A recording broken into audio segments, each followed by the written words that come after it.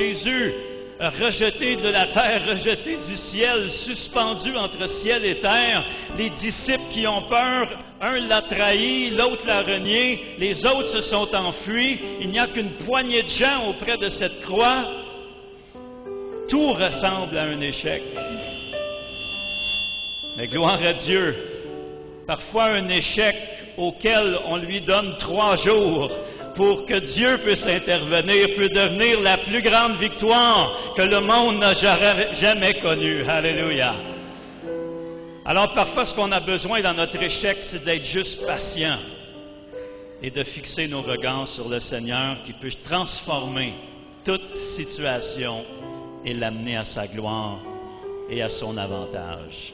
Alléluia. Le mot échec n'est pas un mot agréable. D'ailleurs, je connais des gens ici à Lubumbashi qui s'appellent réussite.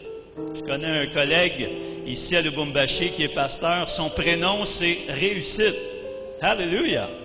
Vous savez, au Canada, on n'a pas ce genre de nom. Hein? Nous, on est plus traditionnels, donc Pierre, Jacques et Jean. Mais ici, il y a des réussites, il y a des bijoux, il y a des précieuses. Et je dois avouer que ça me plaît. Imaginez votre fils, vous l'appelez réussite. Alléluia. À chaque fois qu'il est nommé à l'école, on dit réussite, présent. Alléluia. Mais je n'ai jamais rencontré jusqu'à maintenant un garçon qui s'appelle échec. Et peut-être encore moins échec et maths, pour ceux qui connaissent ce jeu. Quand on est échec et maths, c'est terminé. Quand on est échec, on peut essayer de s'en sortir. Alléluia. Alors, gloire à Dieu pour les réussites. Mais aussi, on peut dire aussi gloire à Dieu pour parfois l'échec qu'il permet dans nos vies, afin qu'on puisse tourner nos regards vers lui et simplement s'approcher de notre berger. Les échecs ne sont pas des situations agréables. Est-ce qu'on peut les éviter? Le psaume 1 nous donne quelques règles de conduite. Il nous parle de cet homme qui est heureux, béni par l'Éternel, parce qu'il, premièrement, ne marche pas selon le conseil des méchants. C'est quelqu'un qui ne s'arrête pas sur la voie du péché et c'est quelqu'un qui ne s'assied pas avec les moqueurs. Mais c'est quelqu'un qui aime la parole de Dieu, qui trouve son plaisir dans la loi de l'Éternel et qui la médite jour et nuit. Alléluia. Méditer, c'est repenser cette parole dans notre tête, dans notre esprit, dans notre compréhension, dans notre cœur, pour que cette parole-là puisse prendre vie en nous.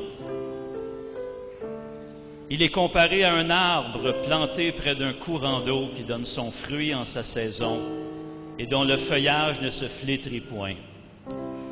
Tout ce qu'il fait, alléluia, tout ce qu'il fait lui réussit. N'est-ce pas à cela que nous voulons aspirer? Et n'est-ce pas aussi ce que Jésus-Christ a fait? Tout ce qu'il a touché, tout ce qu'il a dit, tout ce qu'il a fait lui a réussi. Alors Dieu veut nous voir réussir dans la vie. C'est le désir de Dieu de voir ses enfants réussir dans les choses qu'ils entreprennent. La parole de Dieu est remplie de sagesse et de principes qui peuvent nous aider dans la vie.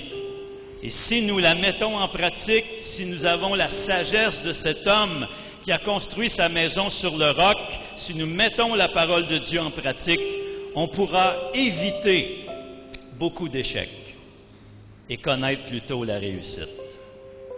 Cependant, on ne peut pas tous les éviter.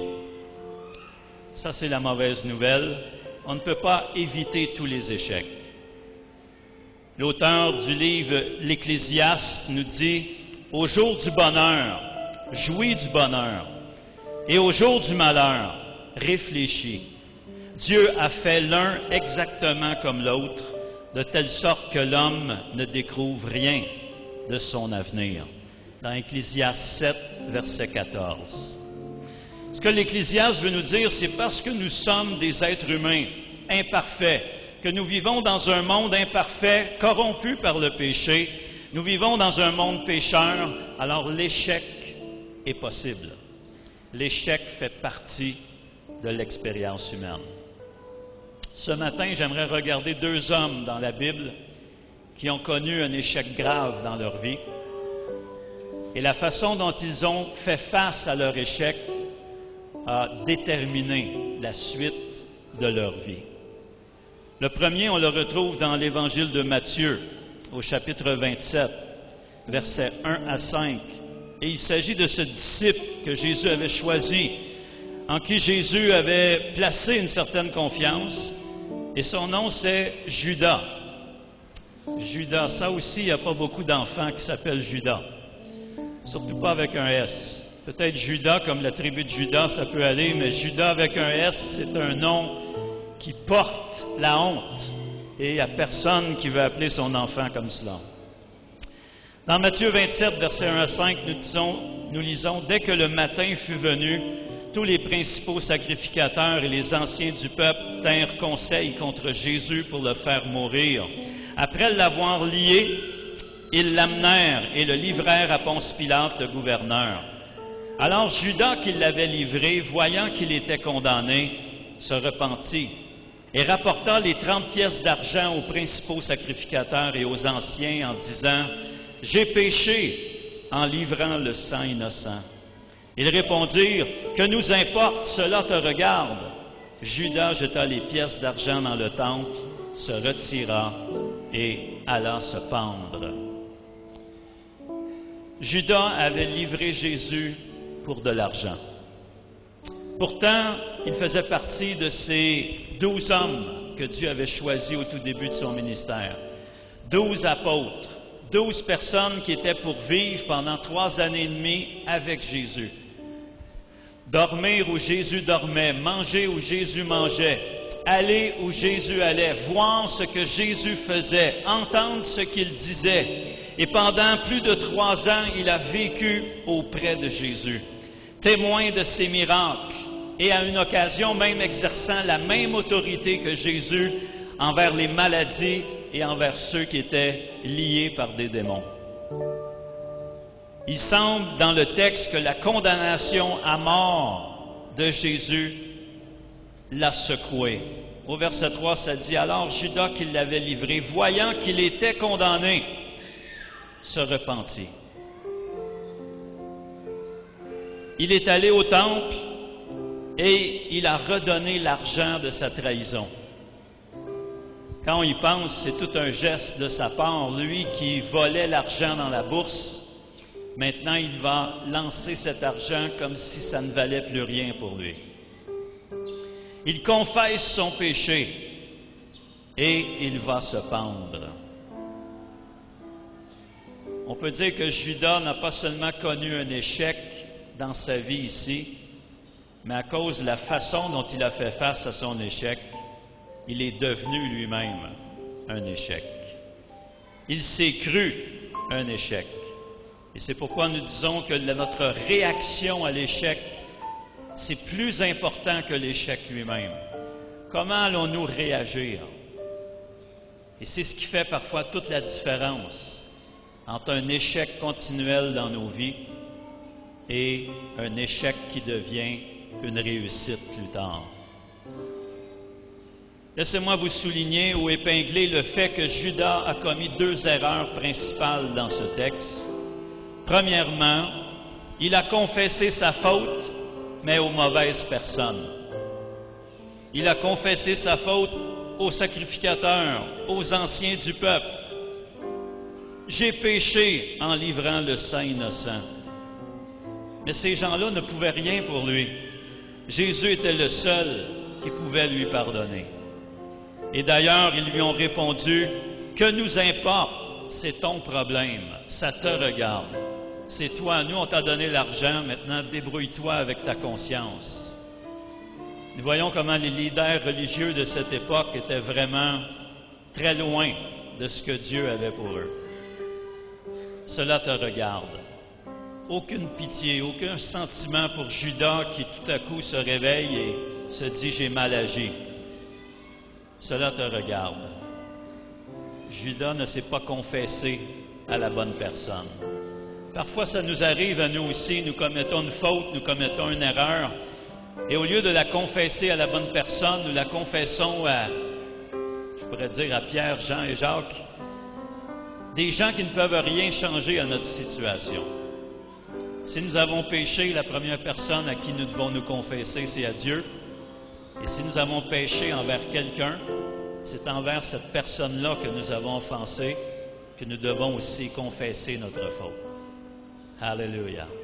Mais le confesser à quelqu'un qui n'a aucune part dans cette histoire, qu'est-ce qu'il peut faire pour nous? Il ne peut rien faire.